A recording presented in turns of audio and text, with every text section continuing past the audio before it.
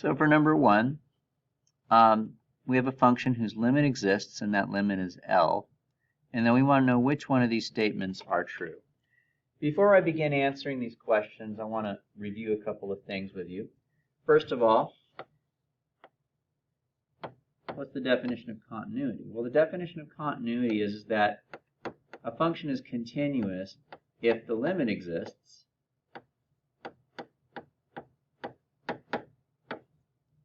and if the function exists at that same value, and if they are the same thing. Now, that doesn't have to be true, but if that statement is true, then it's continuous. Okay. Another thing I'd like to review with you is the relationship between continuity and differentiability. Before we begin, if a function is differentiable, then it has to be continuous. In other words, if the derivative exists, then the function is continuous. But, and this is a true statement, so I'm going to put a T next to that. But this statement is not true. If a function is continuous, then it's differentiable. That's a false statement. We'll cross that off. Just because a function is continuous doesn't mean it's differentiable. As a counterexample, think of a cusp, like with an absolute value function. This function is continuous, but it's not differentiable at the cusp. So continuity does not mean differentiability, but differentiability does mean continuity. Okay? So now we're ready to answer these questions. Now, unfortunately, College Board's sample problems that they give sometimes just don't appear very well. Is that an f of a, or is that an f prime of a? And it's really hard to tell. I'm pretty sure they're going for an f prime of a there, because if you compare this f with this one, you can see that this one here has a little something hanging off the top of it, just barely. So I think that what they mean to put here is a prime. The good news is I don't think they're going to do that on your test. So we're going to say, does f prime of a exist? Well, if f prime of a exists, that means that f is differentiable. And if f is differentiable, then it's continuous. And if it's continuous, then all three of these things have to be true. Now, let's talk about why B isn't true, and then I'm going to come back to A and show you that that one's not true either.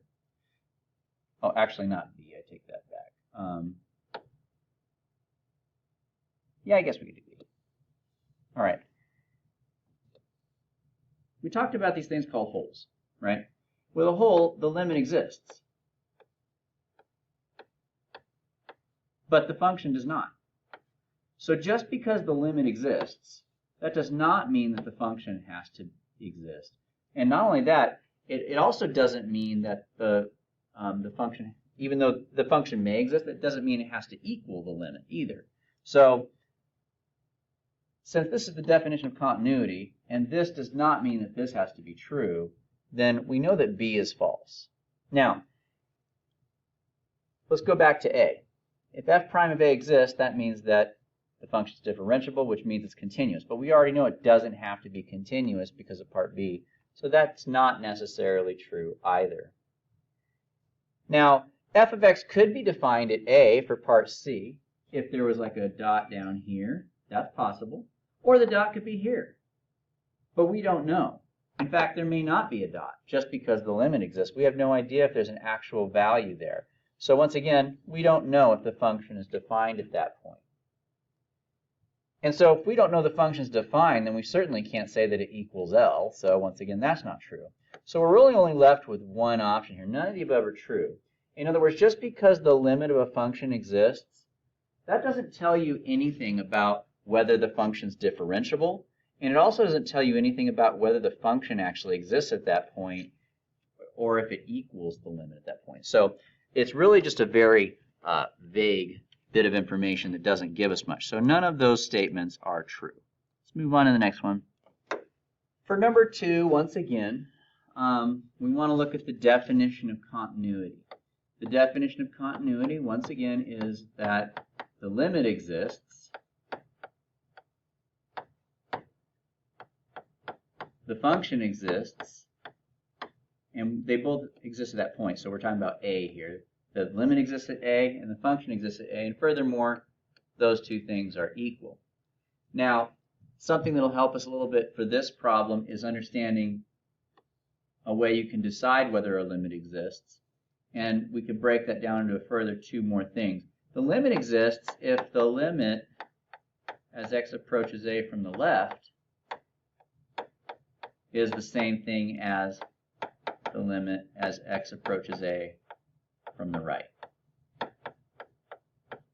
Okay, so if the limit from the left is equal to the limit from the right, and both of those things are the same, that's your limit. And if that also equals the value of your function at that point, then you could say that the function is continuous. Okay, so now looking at this, at A equals -1, the limit from the left is 4, but the limit from the right is 6. And then the function's value is 4. Okay, now looking at our questions here, we basically want to know, is this thing continuous or differentiable? Well, from number 1, we know that just because we know what the limits are and the function values are, that's not enough to know whether a function is differentiable. So I'm going to go ahead and just kill that now. From number 1, we saw that just because a function may be continuous, which you can get from this data here, that doesn't mean it's differentiable. So we can rule out D and E, because to know whether a function is differentiable, you need to know what some information about the derivative is. And in this case, we just don't have it. So we're going to focus only on continuity. Now we're looking for one where all three of these things are equal. Limit from the left, limit from the right, and the function itself. If all three of them are equal, then we've got continuity. And as you guys can see, we have that right here. And so the limit, or the function, is continuous at x equals 1, and therefore we would have C. The other ones have issues. For 0, the limit exists because the limit from the left and the right are the same, but they don't match the value, so that's not an option. And for part A, the limit doesn't exist, so that's another point why it can't be continuous there. So our answer is C for number 2. Let's go ahead and take a look at number 3. For number 3, you're going to want to look at this sheet that I provided for you guys in our Google Classroom for this week under the Limits Review Notes section, the continuity of common functions. It tells you where polynomials, exponential functions, rational, and so on are continuous and not continuous. We referenced this sheet various times throughout the year. And for number 3, we're dealing with a rational function. Now the question here is asking us, when is this function not continuous? So when I look at this sheet here, I can see that for rational functions, they are discontinuous. That's another way of saying not continuous. Anytime the d, which is the denominator, is equal to 0. So when I come up to this question here, anytime x minus 2 times x plus 2 equals 0, we have a discontinuity. Okay. Now, if this times this equals 0, then that means that one of those has to equal 0. That's known as the zero product property. So we just set them both equal to 0 and solve.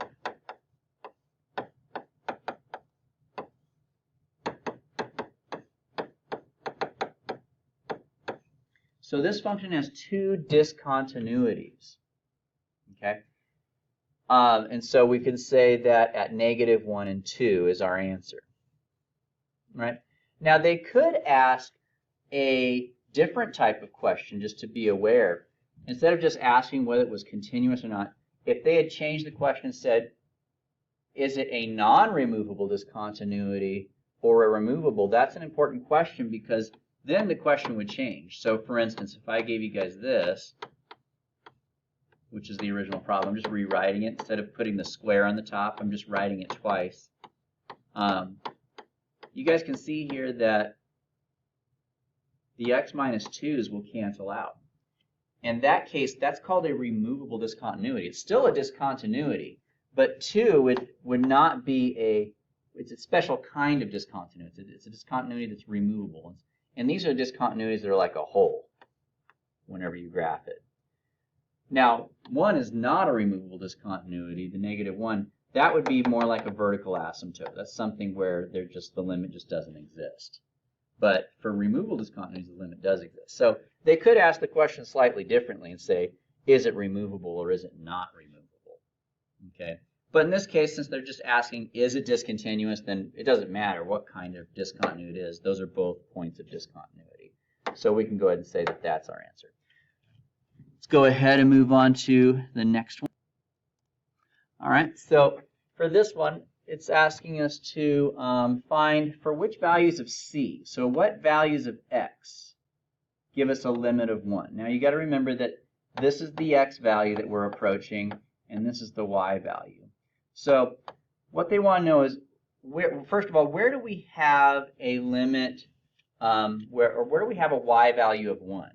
Well, I've got a y value of 1 right here. Matter of fact, let me use a different color. I've got a y value of 1 right here. I've got a y value of 1 right here, and I've got a hole here at y equals 1. So there's 3 places where the y value is 1. Sometimes it exists, sometimes it doesn't. Now the question though is asking, for which one of those points does the limit exist? Because this is stating that the limit actually exists. Well, for jump discontinuities, the limit doesn't exist. Okay, so we can get rid of that one because the limit from the left and the right are not the same. So I can ignore that one. But let's take a look at the other two. Does the limit exist here at the one in the middle? Well, yeah, the limit exists because we're approaching the same point from the left and from the right. So the limit exists there, and it equals 1. And what's the x value at that point? The x value at this point is 0. So there's one of my answers. X has to equal 0. Now here's another place over here, though, where we have a y value of 1. The question is, does the limit exist? Well, it's a hole, and so with holes, yes, the limits do exist.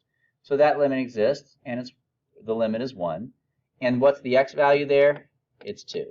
So there are 2 values of x where if x approaches those values, you get a limit value of 1. And so the answer is -2 and 0. This is an odd type of question. We've seen questions a little bit like this earlier this year. And what they are is they're basically a play on the intermediate value theorem. The intermediate value theorem is the one that says that if you're going from here to here, then at some point you must cross a point in between there, right?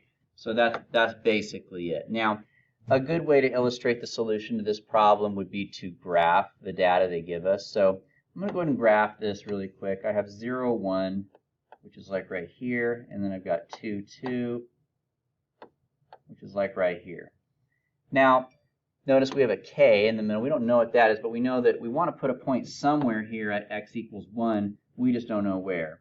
And that's what the question is asking us. So for when x equals 1, what should my y value be so that what they're asking about occurs? They want to know, what should the value of k be equal to if we want to guarantee that f of x equals 1/2 at least twice? Okay. Now remember, f of x means y. So where can I put a dot on this graph so that as I connect these 2 dots here, where can I put a dot in between them so that we get a y value of 1/2 twice? Now a y value of 1/2 would be like here. So I'll draw a horizontal dotted line. So basically I want to cross that dotted line twice before I get from point A to point B. Now, if I go like this, I'm not going to cross the dotted line at all, right? If I go like this, I'm not going to cross the dotted line at all.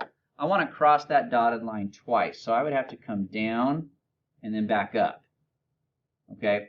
So the question is, which one of these values of k will allow me to hit that dotted line twice? So what if I put a 0 here? Will that work? 1, 0 is right here. Yes, it most certainly will. So we've already got our answer.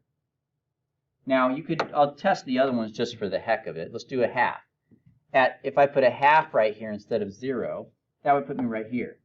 Now it touches the dotted line, but only once, and we want it to touch twice. Okay, so that's not going to work. I'll do one more just to kind of continue the illustration. But how about 1? What if I made it 1, 1? Well, 1, 1 would be here. And now we're not touching the line at all. So as you guys can see, the only one that's going to give us the ability to touch that dotted line twice is when k equals 0. Okay, so you have to understand what the question's asking. It is an intermediate value theorem question. They're not asking us to justify our answer, so we don't need to get fancy. We could just make a graph and pick the one that works, basically. But there you have it. Let's go ahead and move on to number 6. All right, now this one can be solved in 2 different ways. I'm going to go with the easier way. The harder way would be to recognize that I believe we're looking at a difference quotient, which means that we could use the limit definition of a derivative to figure it out like we did last week as well. I think that's a little bit more difficult to use in my opinion because it's a little bit harder to see it there. For this one, I'm going to go with L'Hopital's rule. I want to find the limit. So I'm going to plug in 0.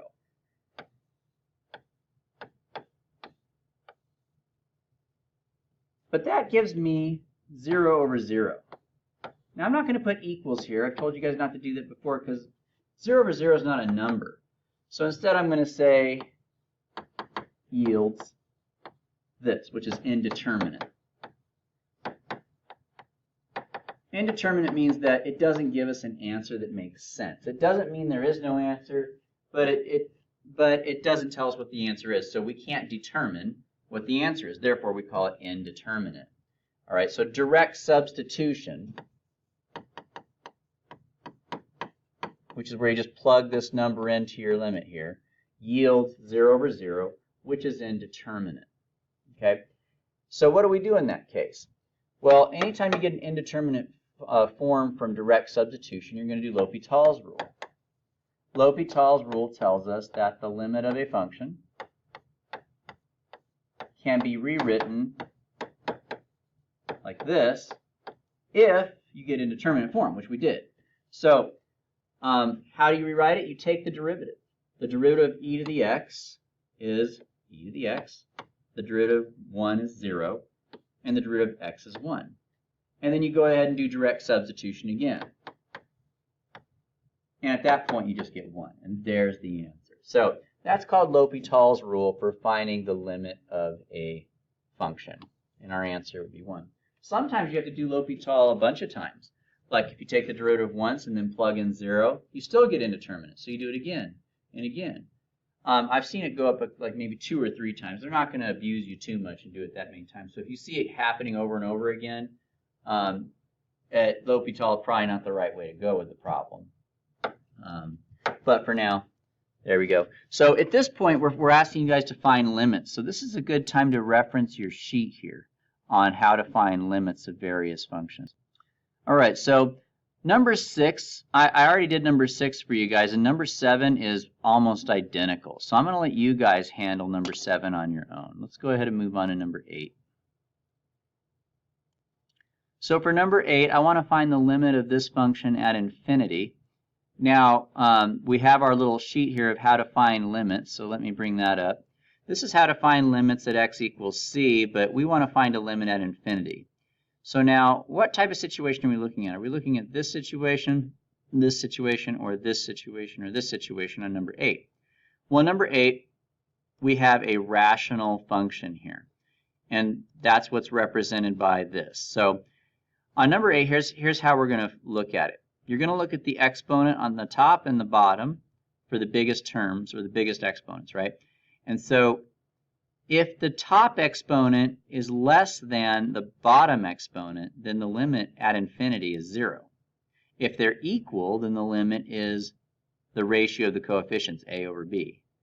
If the limit on the top is bigger than the limit on the bottom, then we're going to just be using L'Hopital's rule.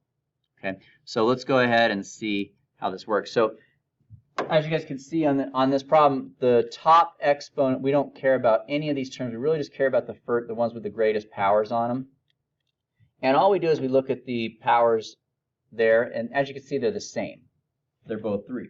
And as we said, in that case, the limit is going to be equal to the ratio of their coefficients, which is 1 over 4. So we can just jump straight to our answer there. And what that means, by the way, is that this function has a horizontal asymptote.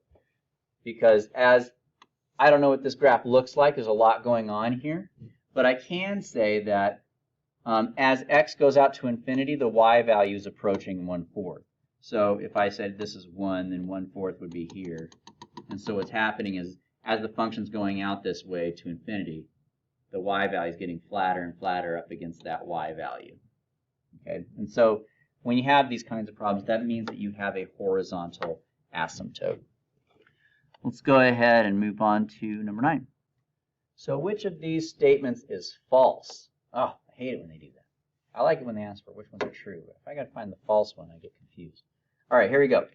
What is the limit of f of x as x approaches 2? Does it actually exist? Well, first of all, let's find where x equals 2. So that's here. Now, does the limit of my function exist there? And the answer is yes, because as I approach from the left, I'm approaching a y value of 2. And as I approach from the right, I'm also approaching a y value of 2. So this is a true statement. Let's go on to the next one there and see how well that one holds up. Does the limit of f of x as x approaches 3 exist? Well, here's where x equals 3. And so that would be up here. And so, yeah, the limit is approaching the same y value on the left and the right side. They're both approaching 5. So, true. How about for 4? Now, 4, the limit does not exist, because at 4, the limit on the left is approaching a y value a little bit less than 2, but on the right side, it's approaching a y value of 4. So the left-hand limit and the right-hand limit aren't the same. And if the left-handed limit is not the same as the right-handed limit, then the limit doesn't exist. So this is false, and that would be our answer. Then we can stop there and say, okay, we've got our answer. The limit does not exist. Now I'll go ahead and show you why the other ones are still true, just in case you're wondering. At 5, it's because up here, the limit from the left and the right are the same, so that's a true statement. And is the function continuous at 3? Yes, it is, because there's no holes, gaps, or jumps, and the limit exists. And those things are the same. So that is continuous. Let's go ahead and move on to number 10. So they want to know, does the limit of this piecewise function exist, or what is the limit, we should say, as x equals 2, or as x approaches 2? All right, well, for a piecewise function, we can see that this piece up here is connecting to this piece down here at x equals 2. So we have these two pieces of a function that are being put together, and they join at the x value 2. And the question is, does the limit exist? And if so, what is it? The way that you find whether a limit exists or not at a piecewise function, at those places where they join, is you're going to find the limit as x approaches that number from the left. You're going to find the limit as x approaches that number from the right. And then you're going to see, are they equal to each other or not? Okay. So now if I want to find the limit of f of x as x approaches 2 from the left, if I'm approaching 2 from the left, that means I'm looking for where x is less than 2, and that's right here, and therefore I'm going to be using that piece. Question mark there. And if I want to find the limit as x approaches 2 from the right, that means I'm looking for where x is greater than, oh, that was supposed to say 2. Greater than 2. And that happens right here. And so we'll be using this piece, which is x squared ln of 2, I guess.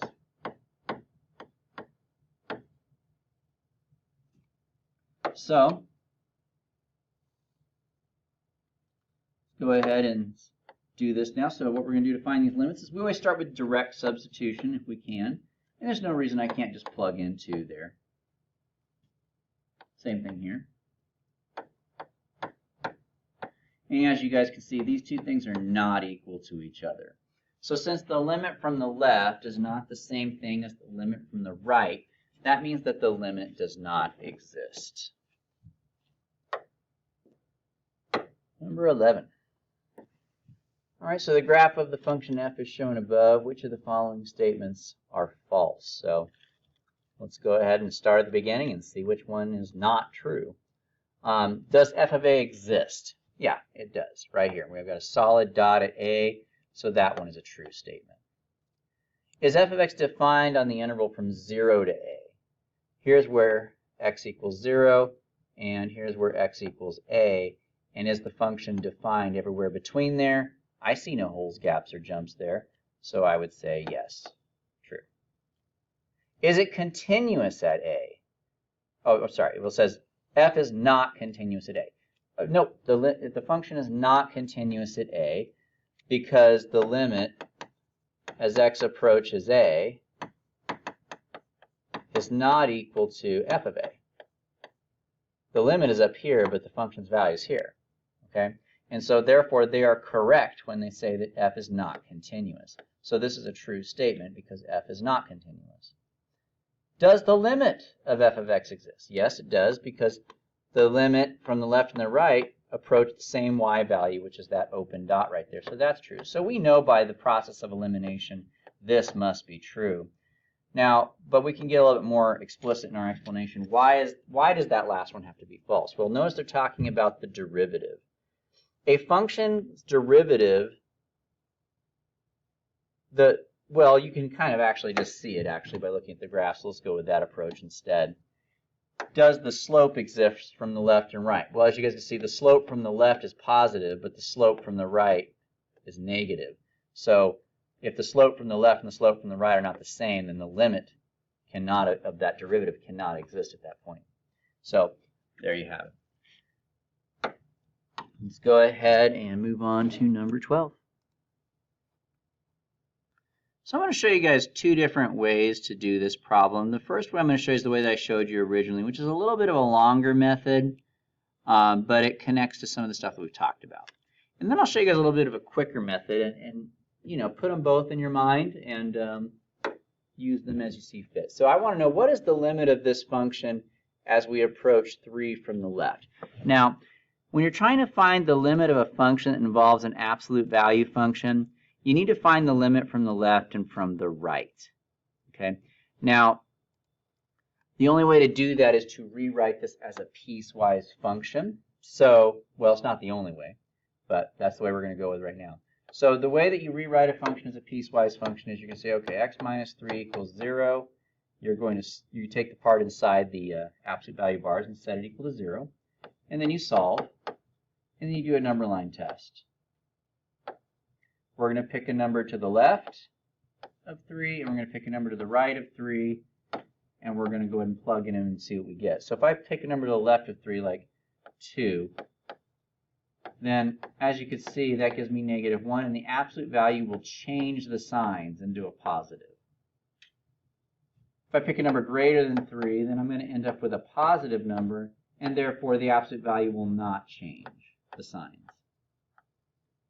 And therefore, what that means is for all x that's less than 3, we'll change the signs, and for all x that's greater than 3, we won't change the signs.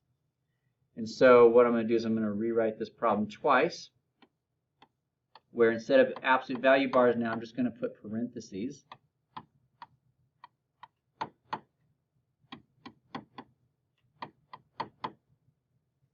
And we're going to have one where x is less than 3 and one where x is greater than 3. We can go ahead and put equals on one of them there.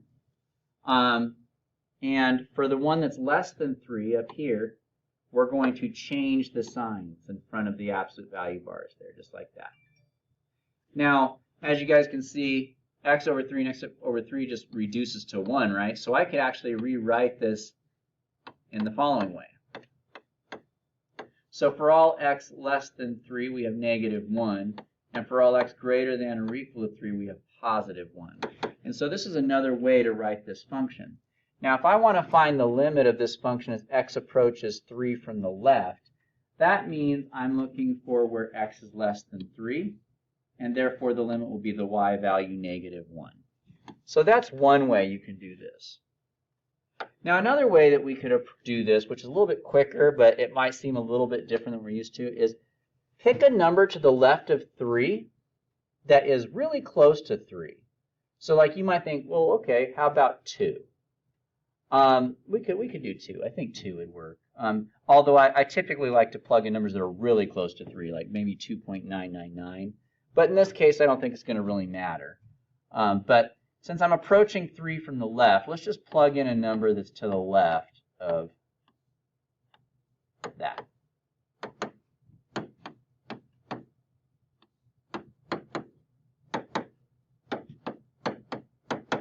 You get the same answer. Now that little trick works really well with these types of problems, and that just comes from experience. Like I've seen these types of problems over and over again, so I know I can do that. But the general strategy when dealing with absolute value functions is to rewrite them as a piecewise function. That's why I wanted to review that with you. But hey, if you see a problem like this on your AP exam, and you remember this little strategy, save yourself some time and go for it. It's very helpful. But be careful, you can't do that with everything. But on these problems, it does work pretty well.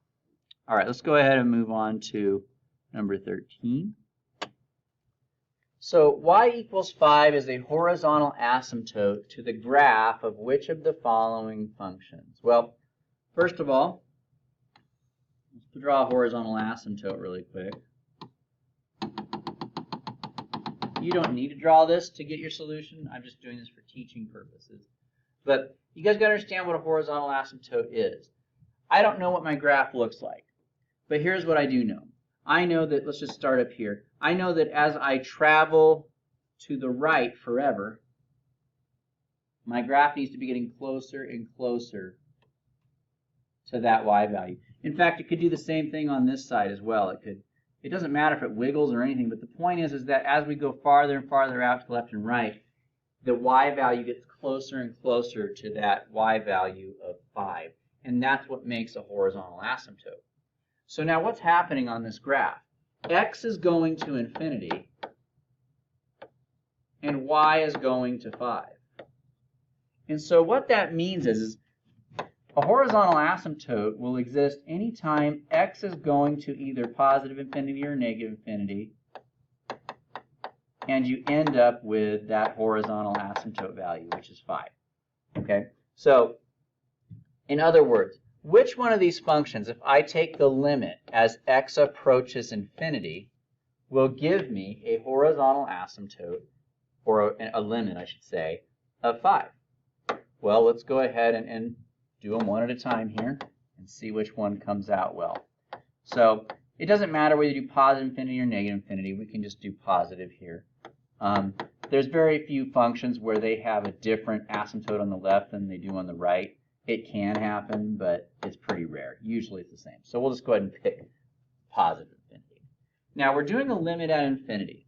So let's go ahead and pick up our sheet here and ask ourselves, when we're doing a limit at infinity, which strategy do we use? Well, for trigonometric, we're going to do direct substitution, and then we're going to use L'Hopital. All right? So let's go ahead and do that. So with direct substitution, I'm going to plug in infinity here. Now 5 times infinity is infinity. And if I plug in infinity here, I get infinity here as well. Okay, well now that's confusing. What the heck is sine of infinity? Well, it's not confusing if you look at the little handout I gave you in the notes. Let's take a look at it. So you want to find this sheet in the notes that I provided for you guys for this week under limit review. And we want to specifically look at this slide right here, if it'll let me. Zoom in on it a little bit. Trig functions, as you guys may know, oscillate. They go up and down, right? Like sine looks like this, and tangent looks like this, but either way you look at it, they always just kind of go up and down, up and down. Well, anytime you're finding the limit of a trigonometric function at infinity, it oscillates. Okay? So now let's go ahead and bring back our work that we have here so far. So far, by plugging in the infinity, I got this. I got sine of infinity over infinity. Well, sine of infinity is an oscillation. It's just going to go up and down. As x goes off into infinity, the function just kind of keeps going up and down. So like no matter how far to the right I go, it just keeps doing this. So it oscillates, right? And on the bottom, I've got infinity here because I just plugged in infinity for x. Well, anytime you have an oscillation over an infinity, if you're dealing with sine or cosine, the answer is 0. And so what does that mean then? Let's go back to our original problem here. The limit of this thing is 0. So this thing does have a horizontal asymptote, but it equals 0. It doesn't equal 5. So that's not the one that I want. How about the next one? What is the limit as x approaches infinity for 5x? Well, if I plug in infinity here, 5 times infinity is infinity. And that means there is no horizontal asymptote. If you just get infinity, then there's nothing. That's not a horizontal asymptote at all. That means that as x goes to the right, the y value just keeps going up. It never stops. There's no horizontal asymptote. So we know this isn't it. We know this isn't it. So let's do another one. How about the limit as x approaches infinity of 1 over x minus 5? So let's plug infinity. Infinity minus 5 is infinity. So now I've got 1 over infinity. Well, once again, we're going to come back to this little sheet. We have to know how to interpret that. Hopefully, maybe you guys can just know what it is by using your thinking skills there. What would happen if you divided 1 by an infinitely big number? What would you be getting? Well, anytime you take a number, doesn't matter what it is, and you divide by infinity, you get 0. So 1 over infinity equals 0. And once again, that is a horizontal asymptote. It's just the wrong one, because we want a horizontal asymptote of 5. So that's not it. All right, let's go ahead and do the next one. So for this one, we want to find the limit as x approaches infinity of 5x. And I'm going to rewrite this a little bit so it's like this, just for something that'll make it a little bit easier later. Now, we've done a problem like this a little bit earlier today. For this one, we're dealing with a rational expression. Now, technically, part C was a rational expression too, so we could have handled it in a similar way. I think it would have been confusing because there's no x on the top. But for part D, let's look at our little sheet here. Since we're dealing with finding the limit at infinity of a rational expression, we can use this little set of rules here again. And according to these sets of rules, anytime the power on the top is the same as the power on the bottom, as you can see here, 1 and 1, the limit at infinity is just going to be the ratio of the top coefficient to the bottom coefficient. And so the answer is -5. So that's close, but that's still not a horizontal asymptote of 5. That's a horizontal asymptote of -5. So therefore, by the process of elimination, we know it has to be E. I'm still going to go ahead and work it out just so you guys can see it. But as you guys can see here, it's going to be handled the same way as part D was.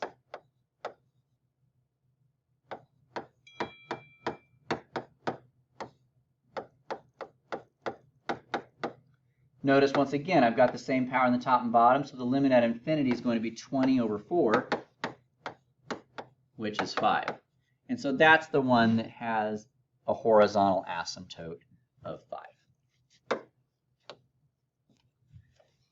So here's what we've learned so far from previous problems. We've learned that horizontal asymptotes can be found by taking the limit of your function as x approaches infinity. Okay? Vertical asymptotes can be found by taking the denominator and setting them equal to 0 of rational expressions. So we're going to be using both of these facts now to find values of A and C which are acceptable so that we can get the answer that we want. All right? So now what they're telling us is that this function has a horizontal asymptote at y equals 2. So in other words, the limit as x approaches infinity for this function is 2. Now, this one is a rational expression where the power on the top and power on the bottom are the same, and therefore the limit of this as x approaches infinity is going to be a over 1. It's the ratio of their coefficients. And a over 1 equals 2. Well, guess what? That means that a equals 2. So we know that a equals 2. Now, the vertical asymptote is supposed to be -3. So if I take my denominator, x plus c, and I set that equal to 0, I should end up with a value of -3 if I solve for x.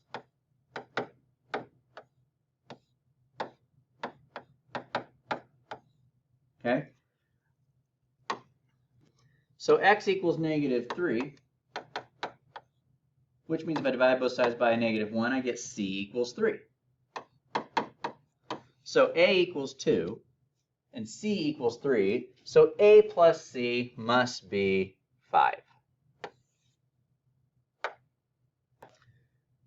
Number 15. Let me adjust the screen here so we can see more of the question. So which of these statements is true for this graph? Does f of a equal 2? No. F of a equals 1. So this is a false statement. How about part B? Is f continuous at a? No. There's a hole there. And the hole, which means that the limit from the left exists and the function exists, but they're just not the same value. So it's not continuous either. Does the limit of f of x as x approaches a equal 1? No. The limit of f of x as x approaches a is actually up here. It's 2. So that's false as well. Does the limit of f of x as x approaches a equal 2? Yeah, we just said that one's true. And so we know that that's the answer. We know that e has to be false also because the limit exists, because it equals 2. So there we have it. So the answer to part D is 2. All right. Let's move on to the next one. All right, so I'm going to show you guys how to do the problem here, but it's going to be, I'll show you a quick way to do it when I'm done, but the quick way probably won't make sense until we do the longer way. So I want to find the horizontal asymptote. How do you find a horizontal asymptote? Well, once again, you find the limit as x approaches infinity of your function.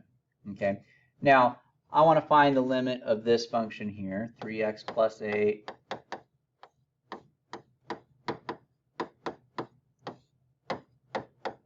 and so on. Now, let's simplify this, because this is a rational expression, but it's not written in standard form. So we're going to use that same strategy we used on a few times in this lesson. I'm going to go ahead and FOIL this thing out. But if I FOIL it out, I'm going to get negative 12x squared. Minus 32 would be negative 17, I think. And then plus 40. On the bottom, we get 4x squared plus 4x plus 1. All right. And now the limit as x approaches infinity can be found by, you just ignore these match, and all you do is take a ratio, therefore, of those two numbers. We've done that a few times on this lesson. We end up with -3 as the answer. Now, instead of taking the time to FOIL these out, though, what you can do is you can kind of realize just how polynomials work, is that the first term is going to be the x terms multiplied together. And then this thing's being squared, so it's like 2x multiplied by itself, which is 4x squared. So you can really just pay attention to the first part. You don't actually have to FOIL out the entire thing, because the other parts of the terms we don't care about when we're using this strategy, which hopefully you guys knew what strategy I was using here, but if not, look at this sheet here. That's the strategy I was employing. All right, let's go ahead and take a look at number 17. So as we mentioned on an earlier problem, if a function is continuous as x approaches 3, that means that its limit exists at 3. That means the function exists at 3. And that means those two things are equal. And if the limit exists at 3, that also means that the limit from the left and the right are the same. That's a criteria for a limit to actually exist. The limits from the left and right have to be the same. So in other words, this one, and this one all have to be the same, which is right there. So the answer would be C. Let's go ahead and take a look at number 18. Now this just comes from experience, and that's what I'm hoping we're gaining as we're going through doing these problems during our review time. But as I read this, you guys, I'm seeing something looks very familiar to me. And this looks like the IVT. What made me think of the IVT? That, because part of the IVT requires a closed interval, and second of all, the IVT gives you two y values, and your goal is to find the y value between them, prove that it exists. So basically, I'm looking for applying the IVT to this problem here. So let's go ahead and there's a lot going on here. It's difficult to nail all these things down, but basically here's what I know. I know that if I'm going from on the interval from 1 to 3, my first y value is 10. My second y value is 18. Here's what I know. Oops. I know that if I'm going from here to here and it's continuous, I don't know how those two dots are connected, but I do know that I have to cross a y value that's somewhere in between those two numbers. Okay, so that's something I do know. So right here, f of 2. So if you pick a number between like 2, is it true that the y value for f2 has to be somewhere between 10 and 18? You might be tempted to say yes, but let me challenge you with something. What about this? What if I put f of 2 here? It's possible that this dot goes down and up. And in this case, this dot, that y value is not between these two y values. It's actually lower than both of them. So this does not have to be true. Does f have to be increasing on the interval the whole time? No, it doesn't. As you can see with this graph, it's going down and then up. So that doesn't have to be true either. But let's back up a little bit and take a look at C, because I think C is going to be our answer here. But let's just check to make sure. All right. For C, f of x equals 17. That means there's a y value of 17, which is in between 10 and 18. There is at least one solution. So it doesn't really matter where you do it. At some point, is there any way that you guys can connect these dots where it doesn't have to ever cross the value 17? No, crossed it there. No, crossed it there. Crossed it there. As you guys can see, there's no way I could possibly connect these two dots without crossing 17. So I think this is the answer. F of x has to equal 17 for at least some value of x on this interval. As I'm going from 1 to 3, somewhere along the line, I've got to cross a y value of 17 if I'm going from 10 to 18. And so that's the IVT theorem, actually, right there. The IVT theorem tells us nothing about derivatives or integrals, so I'm just going to go ahead and kill that right off the bat. But the answer to this one would be C. All right, let's go ahead and take a look at number 19. So according to our little limit reference sheet here, if you want to find the limit at a number, we always try direct substitution first, so let's do that. Direct substitution just means you take this number and plug it in for x.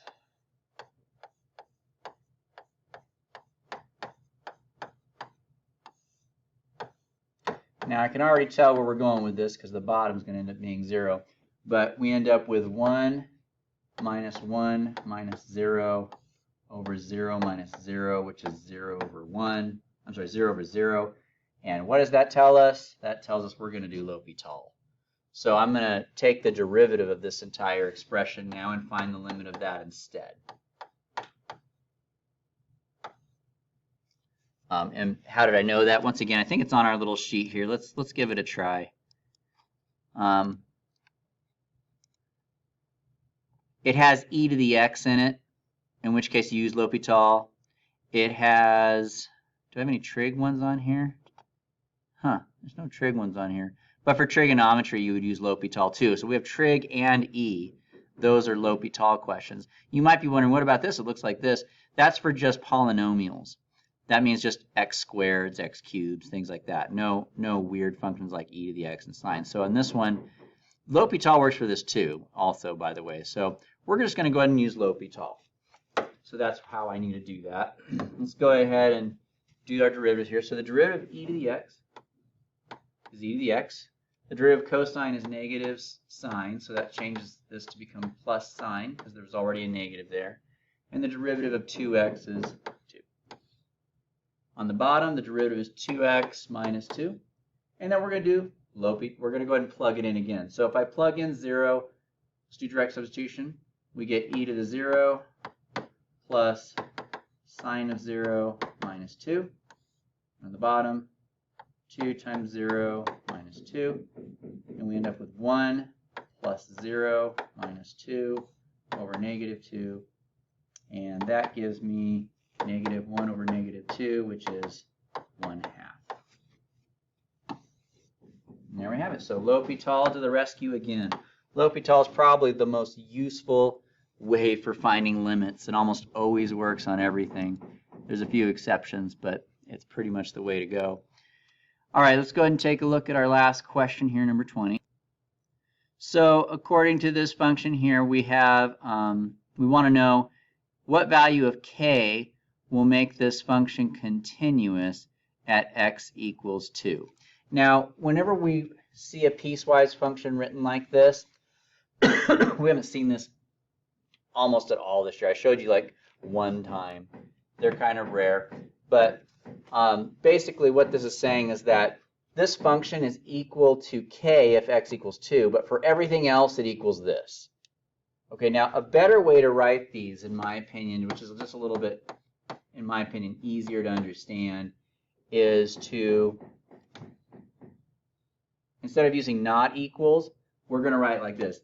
We have x equals 2, and then we have everything that's not 2, which means we have x is less than 2 and x is greater than 2.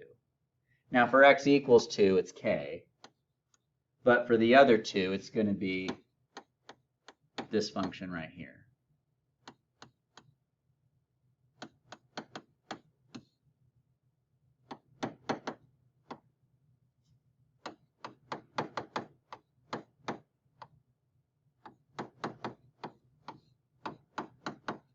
All right, and so now the question is, for what value of k is the function continuous? Well, the function will be continuous if the limit as x approaches 2 from the left is equal to the limit as x approaches 2 from the right, and it also happens to equal the value of the function at 2. Okay? So if I'm approaching 2 from the left, that's where x is less than 2, and I would be using this piece here.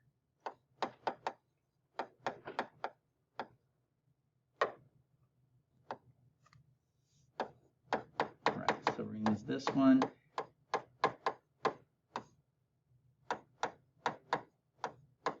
For the one from the left and for the one from the right, we're going to use actually the same exact function because that's for where x is greater than 2.